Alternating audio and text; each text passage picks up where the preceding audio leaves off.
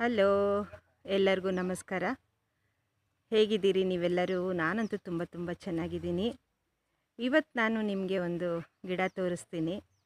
ಬಹುಶಃ ನೀವು ನೋಡಿರ್ತೀರಿ ಈ ಗಿಡವನ್ನು. ಇದು ನೋಡ್ತಾ ಇದ್ದೀರಲ್ಲ, ಈ ಗಿಡ ನೋಡಿ,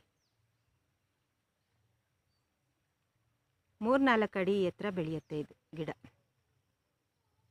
ನೋಡಿ, ಇದ್ರ ಬುಡ ಈ ಥರ ಇರುತ್ತೆ.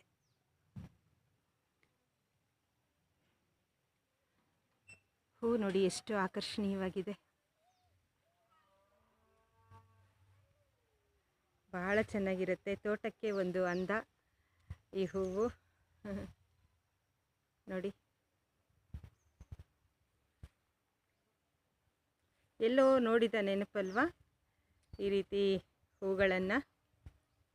ನೀವು ನೋಡಿರೋ ಅಂಥದ್ದು ಸಬ್ಸಿಗೆ ಹೂವನ್ನು ನೋಡಿರ್ತೀರಿ, ಅದೇ ರೀತಿ ಇರುತ್ತೆ. ಆದರೆ ಇದು ದೊಡ್ಡದಾಗಿರುತ್ತೆ, ಸೈಜ್ ದೊಡ್ಡದಾಗಿರುತ್ತೆ. ತುಂಬ ಸ್ಟ್ರಾಂಗ್ ಆಗಿದೆ ನೋಡಿ ಈ ಗಿಡ. ಇದರ ಒಂದು ಕಾಂಡನೂ ಸಹಿತ ಭಾಳ ಸ್ಟ್ರಾಂಗ್ ಆಗಿರುತ್ತೆ. ಇದರ ಬೀಜ ನೋಡಿ ಈ ಥರ ಇರುತ್ತೆ. ನೋಡಿದ್ರ ಬೀಜ? ಇವಾಗ ಗೊತ್ತಾಯ್ತಲ್ವ ನಿಮಗೆ ಯಾವುದಿದು ಅಂತ?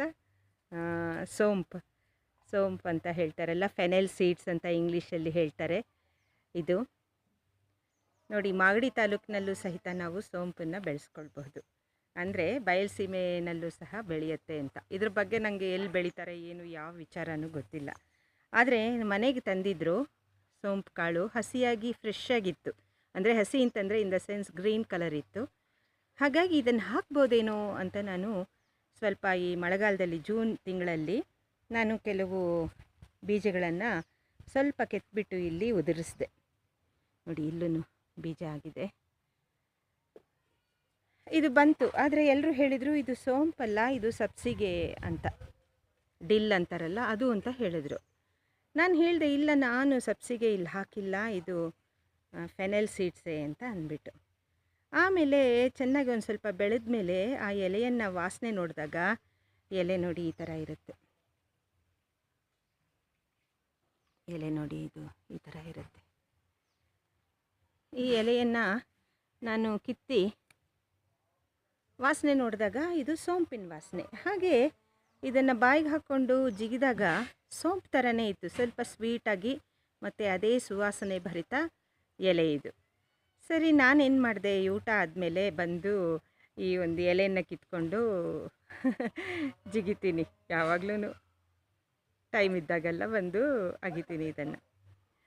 ಸರಿ, ಹೂವು ಬಂತು. ಹೂವು ಬಂದಾಗ ತುಂಬ ಆಕರ್ಷಣೀಯವಾಗಿದೆ ನೋಡೋದಕ್ಕೆ. ಈ ಒಂದು ಸಬ್ಸಿಗೆ ಹೂ ಥರನೇ ಇದೆ ಇದೂ.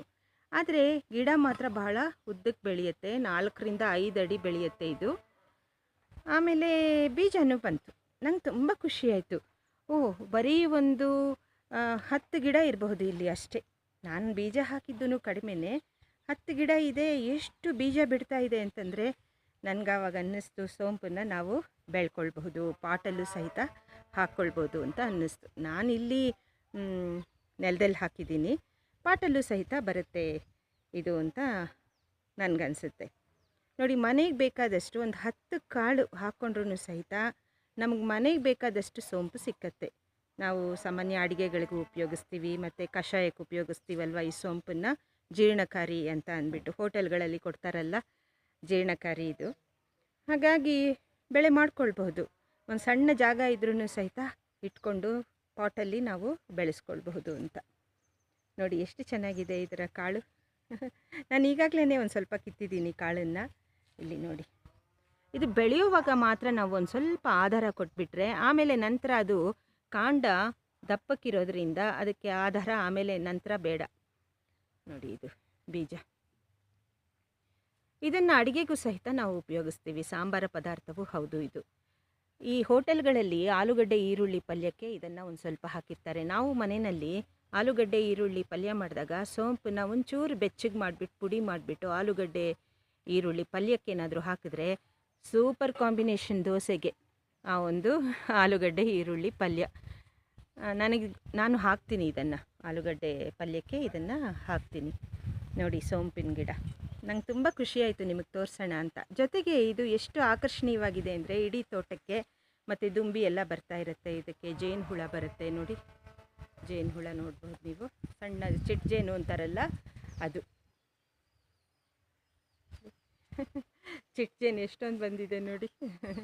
ಇದು ಪಾಲಿನೇಷನ್, ಬೇರೆ ಹೂಗಳಿಗೂ ಸಹ ಪಾಲಿನೇಷನ್ಗೆ ಇದು ಸಹಕಾರಿ ಅಲ್ವಾ, ಈ ಸಣ್ಣ ಜೇನು ಹುಳ ಇವೆಲ್ಲ ಬಂದರೆ.